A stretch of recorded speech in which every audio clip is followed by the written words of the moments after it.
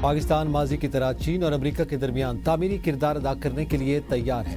Washington میں منعقدہ future security سمٹ سے خطاب کرتے ہوئے امریکہ میں پاکستان کے سفیر رضوان سعید شیخ کا کہنا ہے کہ افغانستان سے جنم لینے والی دہشت گردی سے سب سے زیادہ متاثر ملک پاکستان ہے۔ پاکستان امن کا خواہاں ہے، تاہم اپنی عوام کی سلامتی کو دہشت گردوں کے رحم و کرم پر نہیں چھوڑ سکتا۔ پاکستان اور افغانستان کے درمیان سرحد کو بین الاقوامی بارڈر کے طور پر تسلیم کیا جانا تاریخی حقیقت ہے۔ زبردستی بازار بند کروانے پر دہشت گردی کا مقدمہ ہوگا، پنجاب حکومت کا فیصلہ۔ وزیر اعلیٰ پنجاب مریم نواز کی زیر صدارت امن و امان سے متعلق اجلاس۔ پنجاب میں سوشل میڈیا پر شرانگیزی اور نفرت کے خلاف زیرو ٹالرنس پالیسی نافذ، پیکا ایکٹ کے تحت مقدمات درج ہوں گے۔ پنجاب حکومت کا انتہا پسند جتھوں کے اشتہارات، تصاویر اور پلے کارڈز پر سخت پابندی اور کارروائی کا فیصلہ۔ ریاستی ریٹ اور قانون کی بالادستی قائم کرنے کے لیے غیر معمولی فیصلے کیے گئے۔ پنجاب میں لاؤڈ اسپیکر ایکٹ کا نفاذ لازمی اور مزید سخت کرنے کا فیصلہ۔ پنجاب حکومت کا ہر ضلع میں وسل بلور سیل قائم کرنے کا فیصلہ۔ صوبے کو غیر قانونی اسلحے سے پاک کرنے کے لیے اقدامات تیز کرنے کی ہدایت۔ انتہا پسند جماعت اور غیر قانونی غیر ملکیوں کے خلاف پنجاب پولیس ہیلپ لائن 15 میں خصوصی سیل قائم۔ عوام غیر قانونی رہائشیوں کو دکان یا مکان کرائے پر نہ دیں، ورنہ کرایہ داری پاسپورٹ ایکٹ کے تحت کارروائی ہوگی۔ پنجاب میں ڈالا کلچر، بدماشی اور مافیا کلچر کو کسی صورت برداشت نہیں کیا جائے گا۔ عام کمیٹیز کو فوری طور پر مؤثر اور مزید فعال بنانے کا فیصلہ۔ وزیراعظم شہباز شریف سے خیبر پختونخوا کے ارکان پارلیمنٹ اور سیاسی قیادت کی ملاقات، ملک کی مجموعی سیاسی صورتحال پر گفتگو۔ خیبر پختونخوا میں جاری ترقیاتی منصوبوں پر پیش رفت کے حوالے سے تبادلہ خیال۔ ملاقات میں وفاقی وزراء انجینئر امیر مقام، سردار محمد یوسف، عطا اللہ تارڑ، رانا مبشر اقبال، مشیر وزیر اعظم رانا ثناء اللہ، ارکان پارلیمنٹ پیر صابر شاہ، کیپٹن صفدر، مرتضیٰ جاوید عباسی اور سردار مشتاق موجود تھے۔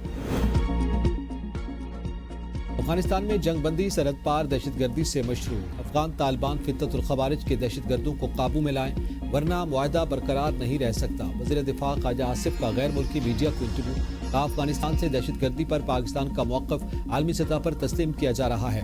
سعودی عرب، ترکیہ اور قطر کی کوششوں سے پاکستان کے موقف کو تقویت ملی۔ پاک افغان جنگ بندی افغان طالبان کے اقدامات پر منحصر ہے۔ ترکی، قطر اور افغانستان کے ساتھ معاہدے میں دراندازی نہ کرنے کی شق شامل ہے۔ فتنہ الخوارج افغان طالبان کے ساتھ مل کر پاکستان پر حملے کر رہے ہیں۔ جب تک خلاف ورزی نہیں، جنگ بندی برقرار رہے گی۔ قتل، اغوا، ہنی ٹریپ، دہشت کے سوداگر آخرکار جھک گئے۔ ڈاکوؤں کے جرم سے توبہ۔ کچے کے 71 ڈاکو نے ہتھیار ڈال کر گرفتاری پیش کر دی۔ 9 پولیس اہلکار 6 شہریوں کے قتل میں ملوث، 19 ڈاکوؤں کو ہتھیار ڈالنے والوں میں شامل ہیں۔ تقریب سے خطاب میں آئی جی سندھ غلام نبی میمن نے کہا کہ کچے کے علاقوں سے بھرے ہوئے تھے۔ ہنی ٹریپ کے واقعات 2012 میں شروع ہوئے۔ کراچی سے کشمور تک اغوا کی وارداتیں ہوئی۔ امید ہے اب یہ سلسلہ رک جائے گا۔ وزیر داخلہ سندھ نے کہا کہ قانون سے کوئی ماورا نہیں، ڈاکو ہتھیار ڈالیں، سرنڈر کرنے والوں کو اچھا شہری بننے کا موقع ملے گا۔ لاہور میں پتنگ بازی کا ایک اور زندگی نکل گئی۔ مزنگ میں قاتل ڈور نے غریب گھرانے کا واحد سہارا چھین لیا۔ 21 سالہ نعمان یوسف جاں بحق گھر میں صف ماتم۔ نوجوان میڈیکل سٹور پر کام کرتا تھا، والدہ کے ٹیسٹ کے لیے جلدی چھٹی لے کر گھر جا رہا تھا۔ راستے میں قاتل ڈور نے زندگی چھین لی۔ ماں باپ کے علاج کے لیے 2 نوکریاں کرنے والا یوسف گھر کا واحد کفیل تھا۔ والد دل کا مریض اور والدہ کو برین ٹیومر ہے۔ وزیر اعلیٰ پنجاب مریم نواز کا نوٹس، ذمہ داران کے خلاف کارروائی کا حکم۔ CCPO سے رپورٹ طلب کر لی۔ کالا شاہ کاکو میں نوجوان گردن پر ڈور پھرنے سے زخمی، علی رضا کو اسپتال منتقل کر دیا گیا۔ سینٹورس بال میں خاتون سے مبینہ اجتماعی زیادتی کیس میں نیا موڑ آ گیا۔ لاہور میں اسی نوعیت کے 2 مقدمات درج کروائے جانے کا انکشاف۔ خاتون اور ملزمان کے درمیان دوستی کا بھی انکشاف ہوا۔ سینٹورس ریپ کیس کے ملزمان کا کہنا ہے کہ خاتون کو کال سینٹر میں نہیں، سپا میں ملے تھے۔ پولیس کے مطابق متاثرہ خاتون نے بتایا کہ لڑکوں نے ان کا موبائل فون لے لیا تھا اور فون دینے کے بہانے جائے وقوع پر بلایا، جبکہ FIR میں نوکری کا جھانسا دے کر بلانے کا ذکر بھی کیا گیا ہے۔ PTI سے جیل میں ملاقات بارے تمام کیسز لارجر بینچ میں سماعت کے لیے مقرر۔ اسلام آباد ہائی کورٹ کا لارجر بینچ آج سماعت کرے گا۔ خیبر پختونخوا سہیل آفریدی کی بانی سے ملاقات کی درخواست بھی لارجر بینچ میں سماعت کے لیے مقرر۔ اسلام آباد ہائی کورٹ کے چیف جسٹس سرفراز ڈوگر، جسٹس ارباب محمد طاہر اور justice Azam Khan larger bench میں شامل۔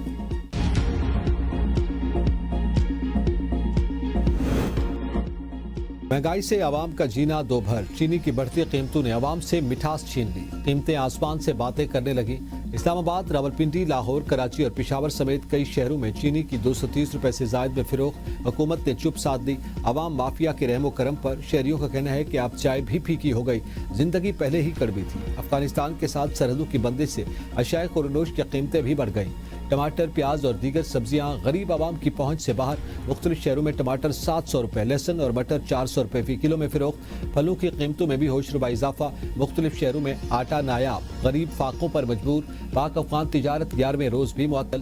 ٹرکوں میں لدی اشیاء خورنوش خراب ہونا شروع ہو گئیں۔ دونوں ممالک کے درمیان تورخم، چمن، غلام خان اور فرلاچی کے ذریعے تجارت ہوتی ہے۔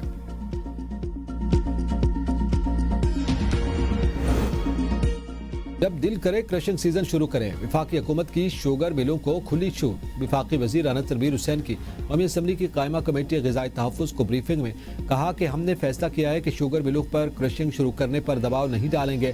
جس مل کو جب مناسب لگے وہ کرشنگ شروع کر سکتی ہے۔ پچھلے سال گنے کی 400 سے 700 روپے فی من قیمت تھی۔ IMF معاہدے کے تحت ہم گنے کی قیمت فکس نہیں کر سکتے۔ پنجاب میں 1 نومبر تک گنے کی فصل تیار ہو جائے گی۔ وفاقی حکومت اور شوگر ملز کے درمیان نومبر کے پہلے ہفتے کرشنگ کا معاہدہ تھا۔ خیبر پختونخوا اور پنجاب حکومت آٹے اور گندم کے معاملے پر آمنے سامنے۔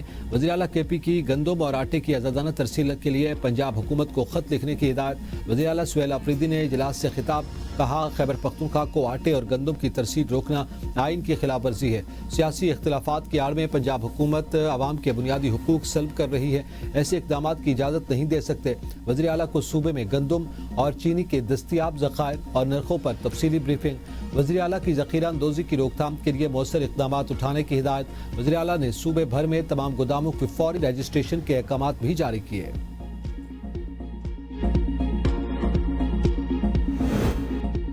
آئین کے تحت صوبے کو گندم اور آٹے کی آزادانہ ترسیل پر پابندی نہیں لگائی جا سکتی۔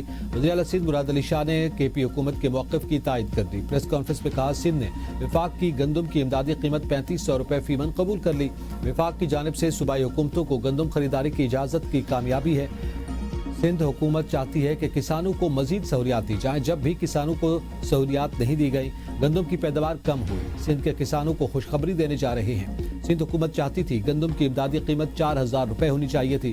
کسانوں کے ریلیف سے متعلق بلاول بھٹو نے وفاق سے کچھ مطالبات کیے۔ وفاق سے زرعی انکم ٹیکس پر بھی بات کی۔ زرعی آمدن ٹیکس پرانے ریٹ پر وصول کیا جائے گا۔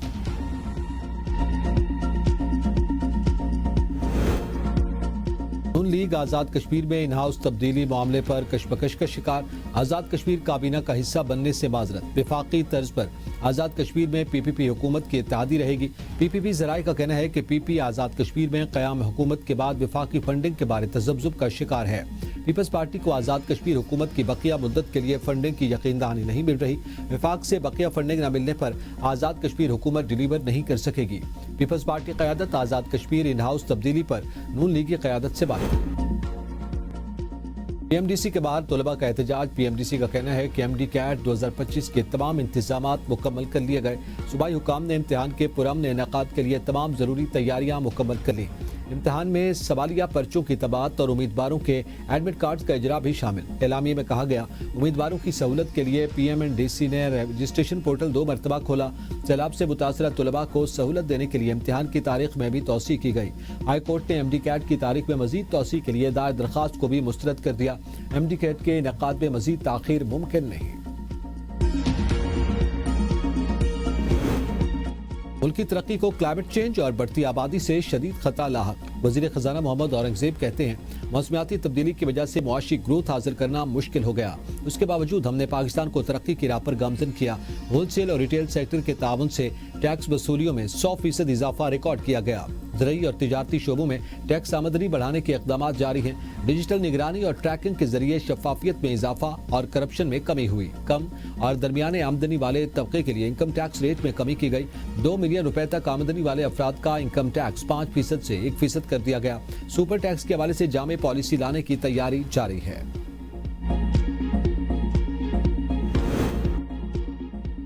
پاکستان میں آئینی ادارے کمزور پڑ گئے۔ عدلیہ، میڈیا اور پارلیمنٹ پر دباؤ ملکی وقار کے لیے خطرہ ہے۔ रहनुमा PTI शौकत बसरा की प्रोग्राम तज्जिया में गुफ्तगू, कहा रियासती ताकत इस्तेमाल करके आवाम को खामोश नहीं किया जा सकता। तशद्दुद या इंतकामी कार्रवाइयों की धमकियां नाकाबिल कबूल हैं। इदारों को आइन के तहत अपना फरीजा अदा करना होगा। सियासी इख्तिलाफात के हल के लिए जमहूरी और पुरअमन रास्ता इख्तियार करें। रहनुमा मुस्लिम लीग नून अज़मा कारदार ने कहा कि हार्ड स्टेट की बातें अफवाहों पर मबनी हैं। बाज़ हल्के रियासत के खिलाफ मनफी प्रोपेगेंडा करते रहते हैं। अपोजिशन को रियासत की बजाय अवामी मसाइल पर तवज्जो देनी चाहिए। वज़ीर-ए-आज़म शहबाज शरीफ ने वफाकी काबीना का अहम इजलास आज तलब कर लिया। इजलास में मजबूई मुआशी, दाखिली और सियासी सूरत हाल और पाक अफगान बॉर्डर की सूरत हाल का जायजा लिया जाएगा। इजलास में एक मजहबी जमात पर पाबंदी से मुताल्लिक मामले का जायजा लिए जाने का भी इम्कान। काबीना इजलास में अहम समरिया मंजूरी के लिए पेश की जाएंगी। खैबर पख्तूनख्वा वज़ीर आला बदल गया, लेकिन साबिका काबीना की मराद ताहाल बरकरार। ज़राए के मुताबिक नए वज़ीर आला सुहेल आफरीदी को आए हुए कई दिन गुजर गए। उसके बाद भी अली अमीन गंडापुर की काबीना के वज़रा, मुशीर और मुआवनीन से मराद वापस नहीं ली गई। साबिक वज़ीर आला की काबीना के अरकान ताहाल सरकारी गाड़ियां और रिहाइश गाहें इस्तेमाल कर रहे हैं।